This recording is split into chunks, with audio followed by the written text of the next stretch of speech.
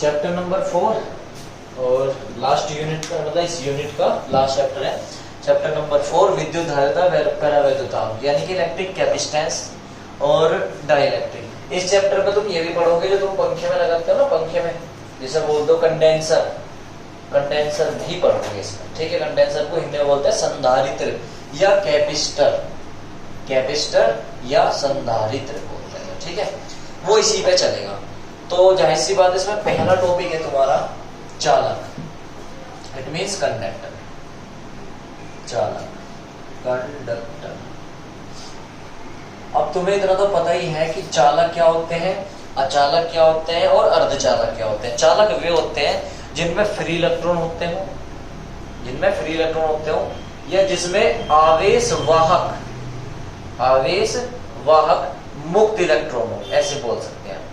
आवेश वाहक यानी कि आवेश को चलाने वाले मुक्त इलेक्ट्रॉन हो, ठीक है। वे क्या होते हैं, चालक होते हैं, कंडक्टर होते हैं। एक होता है हमारे अचालक। अचालक क्या होते हैं, इंसुलेटर यानी कि कुचालक।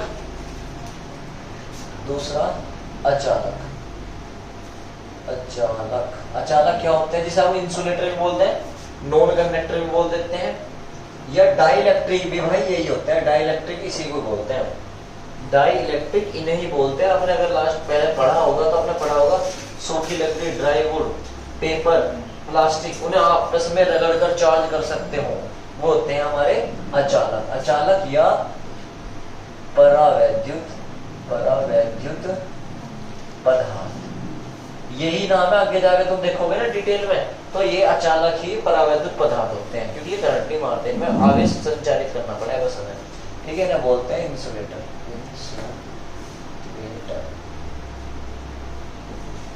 और एक होता है हमारे पास सेमी कंडक्टर यानी कि अर्धचालक, अर्धचालक, इट मींस सेमी कंडक्टर। देखो तीनों का सीन है क्या, मैं इन शॉर्ट में बता रहा तुम्हें। चालक जिन पर फ्री इलेक्ट्रॉन होते हो, ठीक है। अचालक जिन पर फ्री इलेक्ट्रॉन नहीं होते। अर्धचालक जो चालक और अचालक के बीच की कड़ी होती है, यानी कि एक ऐसा पदार्थ जो चालक और अचालक के बीच में जिसकी कंडक्टिविटी होती है और चालकता होती है, ठीक है। अभी हम जैसे अगले यूनिट में जाएंगे तो वहां पे करंट फ्लो हो जाएगी, वहां पे तुम कंडक्टिविटी इट मींस चालकता और प्रतिरोध यानी कि रेजिस्टेंस पढ़ोगे, वहां पे क्लियर हो जाएगा तुम्हारा, ठीक है।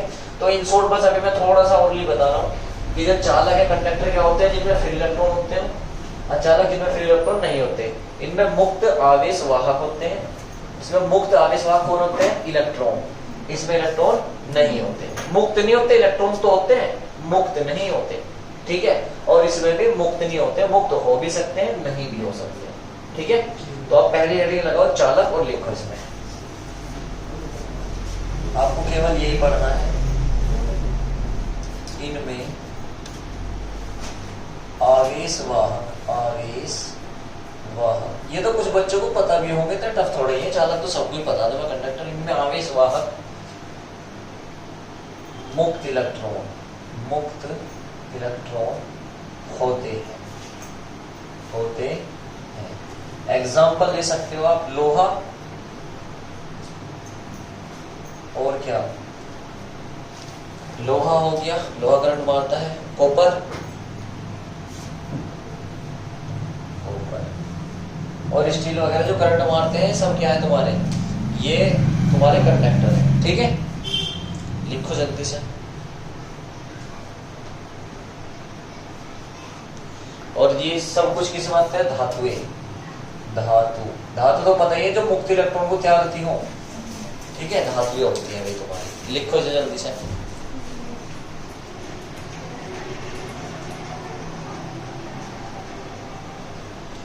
और अचालक क्या होंगे, इनमें मुक्त इलेक्ट्रॉन नहीं होते, और हम ये भी बोल सकते हैं इनमें अधिक मात्रा में आवेश वाहक नहीं होते, हम ये भी बोल सकते हैं ऐसे, इनमें अधिक मात्रा में, इसको इनमें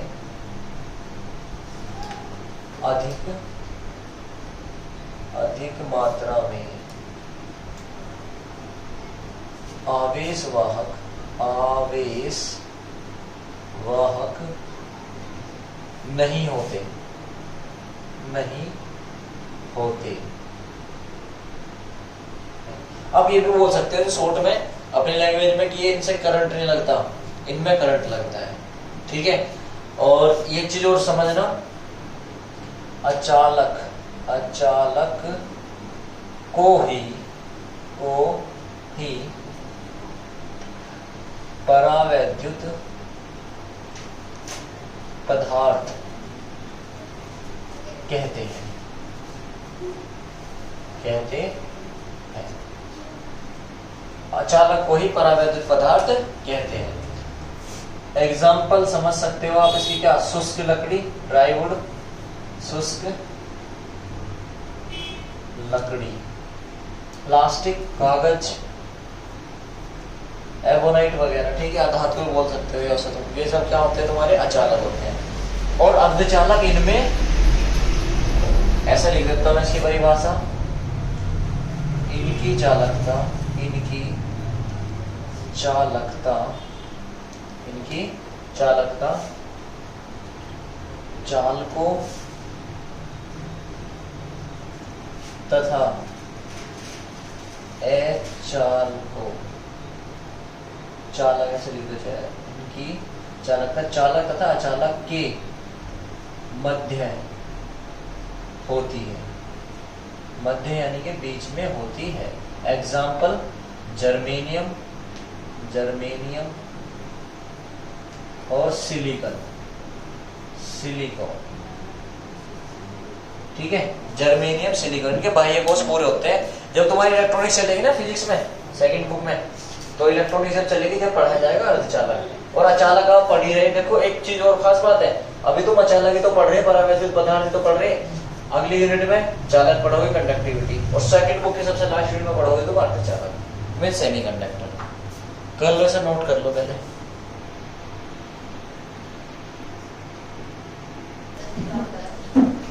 देखो अब समझो तुम इस चैप्टर का मेन टॉपिक विद्युत धारिता। अब विद्युत धारिता क्या होती है, इलेक्ट्रिक कैपेसिटेंस क्या होता है, सुन लो। पहले हम पढ़ क्यों रहे इसे सुन लो। जो हमारे फैन है ना, फैन, या आपने मोटर देखे होंगे, मोटर कुट्टी काटने की मोटर आपने गांव में देखते हो कि कुट्टी काटने मोटर लगा दे, तो पट्टा वगैरह चलाते हैं तो हाथ मारना पड़ा है उस पर कि भाई हाथ से धकेल लो। या पंखे है, पंखा स्लो चल रहा था, तो क्या कहते हो कि सर इसमें कैपेसिटेंस, वो कैपेसिटर लगा दो, कंडेंसर, क्या बोलते हैं, कंडेंसर लगा दो, इसकी स्पीड बढ़ जाएगी। तो आप ऐसा क्या करते हो, इसकी स्पीड बढ़ जाएगी। एक छोटा सा बाजार से, मार्केट से खरीद के लाते हो कंडेंसर और इसमें लगा देते हो और ये ऑटोमेटिक उसी वोल्टेज पे तेज हो जाता है। होता है नहीं होता है? तो उसका कंसेप्ट है क्या, वो पढ़ोगे अब तुम इसमें। विद्युत धारिता या जो कंडेंसर चलेगा वो क्या होगा, वो यहाँ से स्टार्टिंग हो जाएगी आपकी, ठीक है। तो एक्सपेरिमेंटली देखा क्या गया, सुनो। धारिता होती है धारण करने की क्षमता, एक तरह से पावर, एक तरह से, ठीक है। तो मैं दो टाइप से इसकी परिभाषा दूंगा, मैं दो टाइप से इसकी परिभाषा दूंगा, डेफिनेशन दूंगा, कैसे कैसे, सुनो उसको। सपोज दैट मैंने कहा आपसे कि यहाँ पर पैसे बरस रहे हैं, यहाँ पे शादी हो रही, ठीक है, पैसे बरस रहे हैं यहाँ पे। तो जाहिर सी बात है इस बच्चे ने लगभग 10,000 रुपए उठाए, ऐसा भर के लेगा। इस बच्चे ने 15,000 उठा लिए, इस बच्चे ने 20,000 उठा लिए, इसने 30,000 उठा लिए, ठीक है। और जो तनिष्का बैठी इसने 50,000 उठा लिए और भर के और ऐसे, ठीक है। तो वो क्या होगी, इनके पैसे उठाने की क्षमता, पैसे उठाने की क्षमता। या दूसरे एग्जाम्पल समझ सकते हो, बच्चा 2 रोटी खाता है, 2 रोटी में फुल हो जा, यो 3 में, यो 4 में, यो 5 में, वो 8 में, वो 10 में। तो वो क्या है, उनके पेट में रखने की क्षमता, किसको, रोटी को पेट में रखने की क्षमता क्या होगी तुम्हारी, ये तो अलग होगी। ऐसे ही धारिता क्या होती है, क्षमता, एक तरह का धारण करने की क्षमता। तो यहाँ लग रहा विद्युत, इट मीन्स विद्युत किससे चलता है, हमारा आवेश है। आवेश को धारण करने की क्षमता विद्युत धारिता कहलाती है। आवेश को धारण करने की क्षमता, धारण यानी कि इकट्ठा करना, आवेश को इकट्ठा करके अपने पास रखना, धारण करने की क्षमता विद्युत धारिता है। क्षमता क्या नाम है, कितना धारण कर सके, कितना मैक्सिमम रख सके, कितनी तुम रोटी मैक्सिमम खा सकते हो, उसकी धारण करने की क्षमता। पेट से बांध के थोड़े ले जाना, ठीक है। तो विद्युत धारिता क्या हो गई, परिभाषा देखो इसकी। आवेश को धारण करने की क्षमता विद्युत धारिता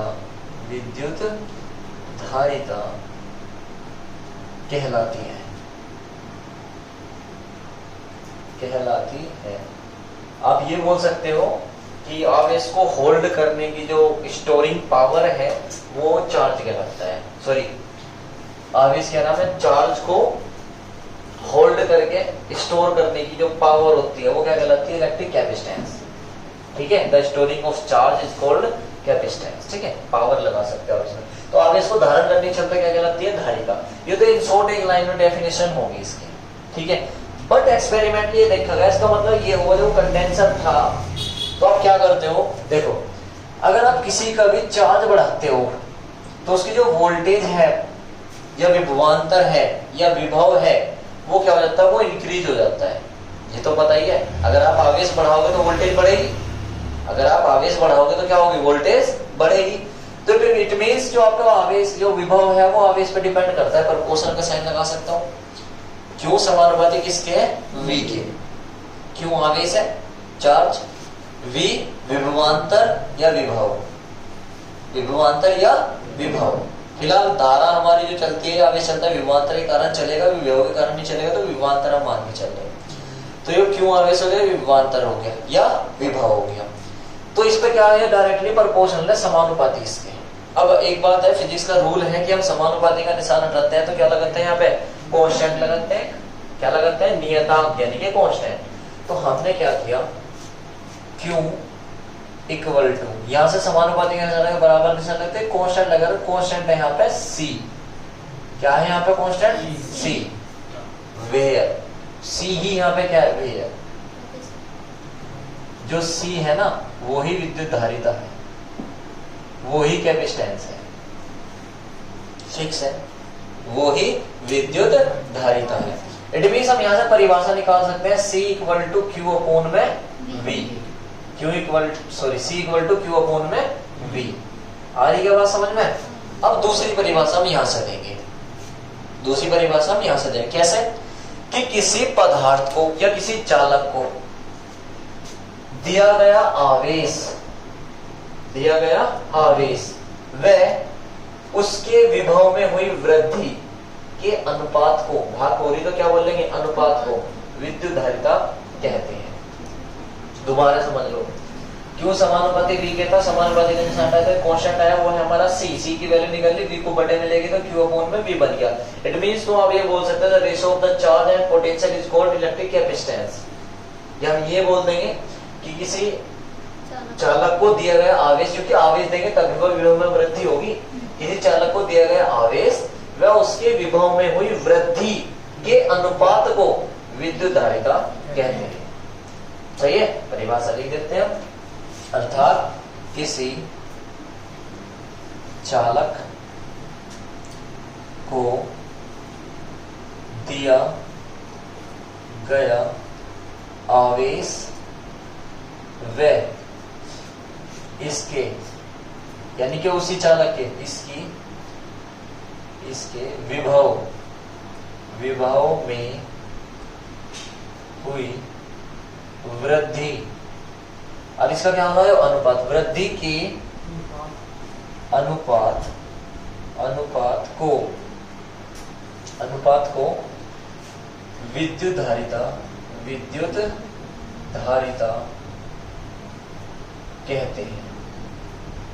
कहते सही, विद्युत धारिता कहते हैं। ठीक है, बात समझ में आ गई। दो परिभाषा दी थी मैंने, यही दी आपको। ठीक, दूसरी चीज, अगला पॉइंट क्या होगा हमारा, नोट। अब नोट क्या निकाल लेंगे हम इसका, मात्रक। पहली चीज मात्रक यानी कि यूनिट।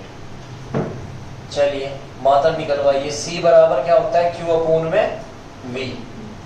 ठीक है, इट मींस इसका मात्रक Q का क्या होता है, कूलम। यो C अलग है, कूलम वाला अलग है, लिख दो लो इंग्लिश में, हिंदी में कूलम। बट विभव का विभवांतर क्या होता है, वोल्टेज यानी कि वोल्ट। इट मींस इसका ऐसा ही मात्रक क्या है, कूलम अपॉन वोल्ट। बट इसको कूलम अपॉन वोल्ट को हम क्या बोलते हैं, सब बोलते हैं फैरड। क्या बोलते हैं इसे, फैरड। ठीक है, और इसे स्मॉल एफ से रिप्रेजेंट करेंगे ऐसा, फैराड को यहाँ कैपिटल एफ से रिप्रेजेंट कर सकते हो, ऐसे लिख सकते हो क्योंकि ये मात्रक है।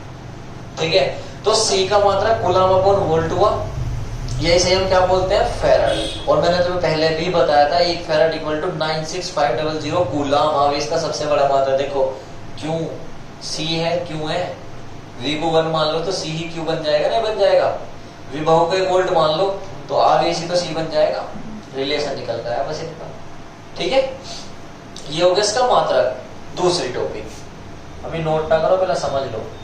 अब निकल लेंगे इसके विमीय सूत्र, विमा डायमेंशन, विमा देखेंगे जी। तो C equal to Q upon में V, बताओ क्यू की विमा क्या होती थी, Q इक्वल टू IT से A इंटू टी, और V की तो निकाल के देखनी पड़ेगी क्योंकि V इक्वल टू होता है W अपॉन में Q, W की mL2T माइनस 2, क्योंकि AT इन्हें ऊपर ले जाएंगे तो बन जाएगा m जो का तो L T ऊपर जाएगा T माइनस 3 और A ऊपर जाएगा तो A माइनस 1। ये आ गया V की डायमेंशन।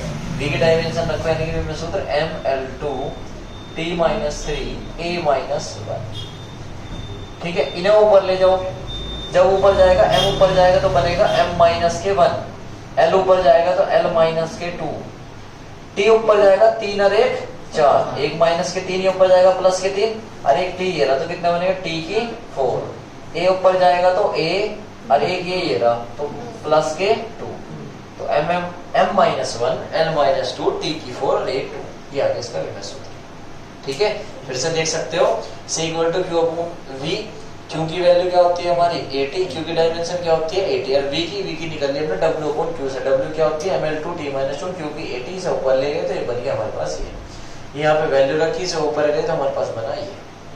ठीक, कोई बच्चा बताओ राशि कैसी होगी, चलो बहुत आसान चीज पूछ रहा।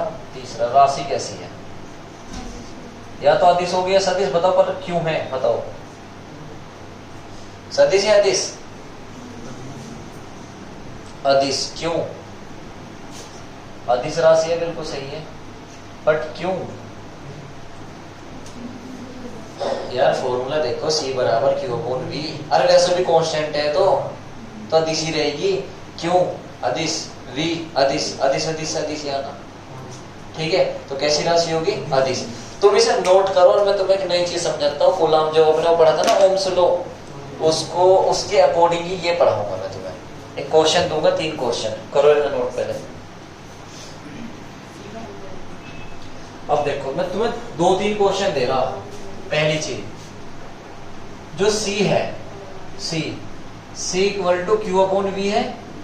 ठीक है, तो फर्स्ट पॉइंट, अगर यहां पे समझना V का मान बढ़ाया जाए तो C पर क्या प्रभाव पड़ेगा। पहला ऑप्शन तो ये, मतलब पहला क्वेश्चन है। दूसरा क्वेश्चन ये है, Q का मान बढ़ाया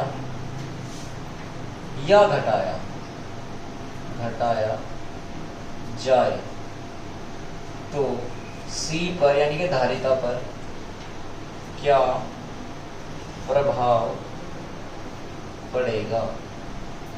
यहां समझना V का मान बढ़ाया या घटाया, बढ़ाया या घटाया जाए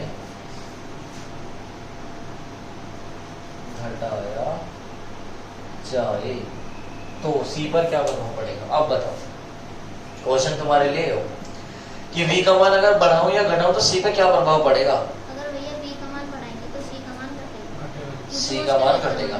इट मींस तुम्हारे अकॉर्डिंग V का मान बढ़ाया जाए तो C पर क्या प्रभाव पड़ेगा, यानी कि C equal to Q upon V है।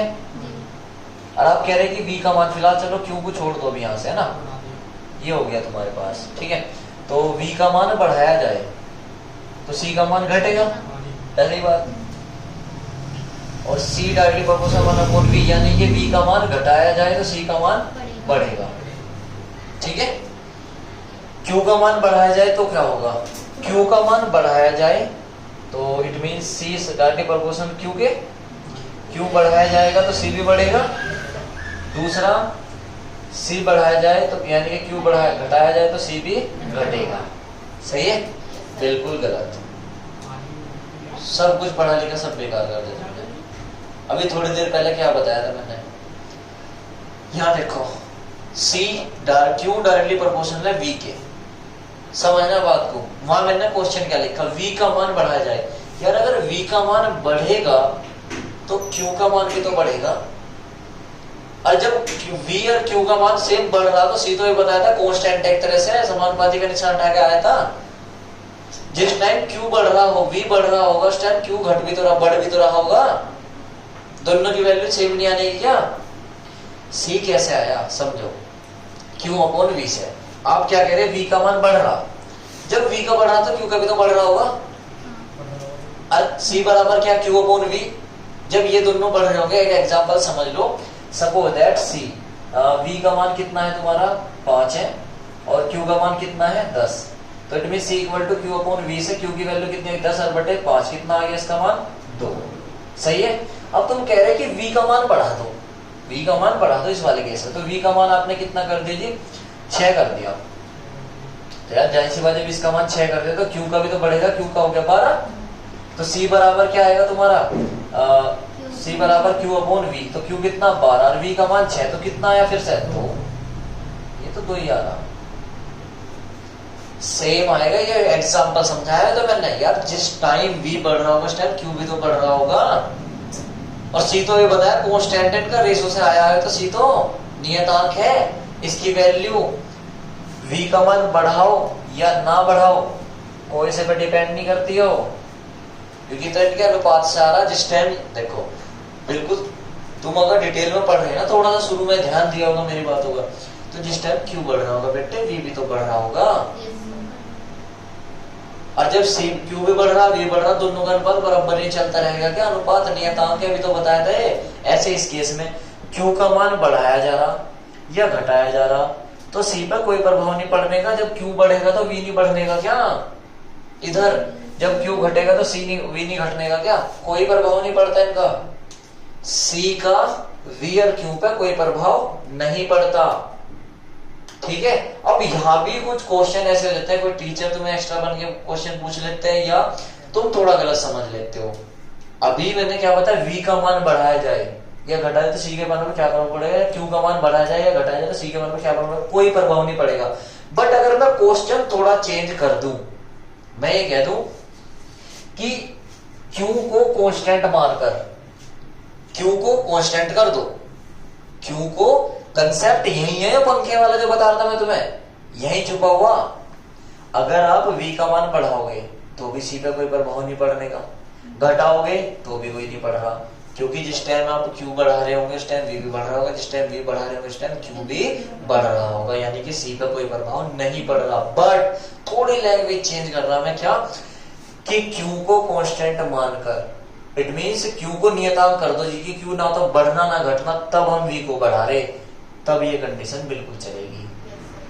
समझ में आ रही बात है कि Q को कांस्टेंट कर दो, सर Q को घटाया बढ़ाया ना जाए, Q को घटाया बढ़ाया नहीं जाएगा, यानी कि इफ यदि Q को नियत कर दिया जाए, कांस्टेंट नियत करने पर, अब देखो इसे V का मान बढ़ाया घटाया जाए तो क्या प्रभाव पड़ेगा, तब बिल्कुल सही पड़ेगा, V बढ़ेगा तो C घटेगा, V घटेगा तो C बढ़ेगा। ये वे क्वेश्चन है जो नीट IIT में तुम्हें किल्ले लगवाते हैं। और यहाँ 12th में भी जब तुम पूछोगे ना, किसी बच्चे से तुम्हारे साथ का पढ़ रहा हो उससे तुम पूछोगे, जाहिर सी बात है 100 क्या 99% बच्चे ये बताएंगे V बढ़ रहा तो C घटेगा, जाहिर सी बात है, कौन बन देख रहा। अबे यार मूर्खो, ये तो देख लो यहाँ कांस्टेंट है, क्योंकि कुछ तो तुम्हें पढ़ाने में गलती ऐसी हो जाए, कुछ तुम्हारे समझने में गलती ऐसी हो जाए, छोटी छोटी चीजें तुम यहाँ छोटी सी गलती करती हो, आगे लाइफ टाइम तक गलती चलती चली जाए। ठीक है? ये बात हमेशा ध्यान रखियो, Q को नियत करने पर V का मान बढ़ाया घटाया जाएगा तो ये कंडीशन चलेगी, तो फिर ये कंडीशन क्या होगी, चलेगी ये वाली। ठीक है? और अगर यहाँ भी Q का मान बढ़ाया घटाया जाए तो ये कुछ नहीं हो जाएगा। अगर मैं यहाँ लिख दूं V को नियत करने पर, V को नियत करने पर Q का मान घटाया बढ़ाया जाए तो प्रभाव पड़ेगा। V को नियत करने पर Q का मान बढ़ाया जाए तो C भी बढ़ेगा। V को नियत करने पर Q का मान घटाया जाए तो C भी घटेगा। ठीक है, फिर वे कंडीशनें चलेगी जो अभी तुम बता रहे थे। ठीक है, ये लाइन आपको खुद लिखनी, इसे नोट करो और लाइनें जो मैंने अभी बोली है उसे खुद नोट्स बनाओ, खुद लिखो उसे। ठीक है, फिर मैं तुम्हें आगे 1 फैराड की परिभाषा देता हूं, बनाओ इसको नोट।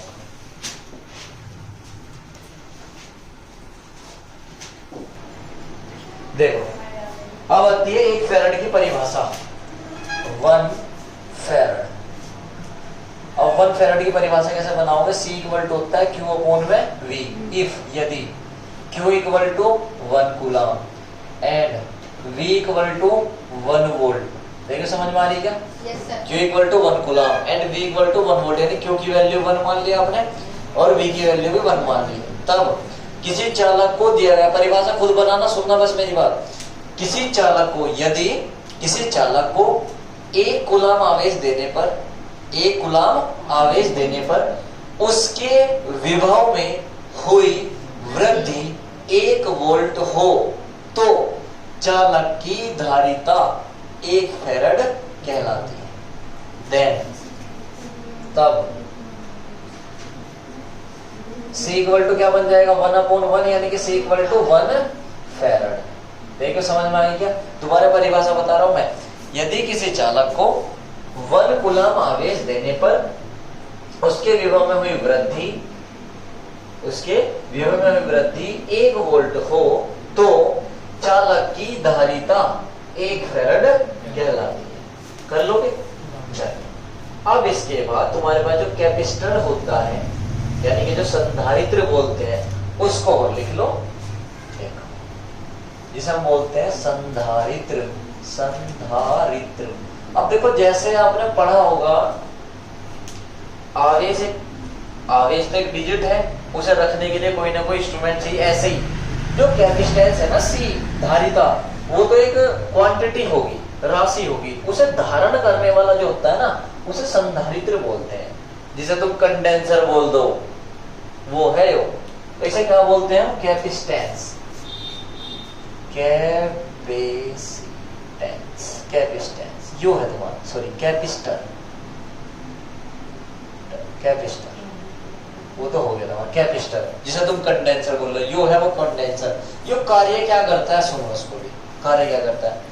आवेश को संचित करने का कार्य करता है। संचित यानी कि रखने का, आवेश को स्टोर करने का जो कार्य होता है ना, वो संधारित्र का होता है। सही है। अब तुम्हें पंखे का कंसेप्ट बताओ पहले, इसी वाले कंसेप्ट से। देखो कैपेसिटर क्या हो गया? कंडेंसर।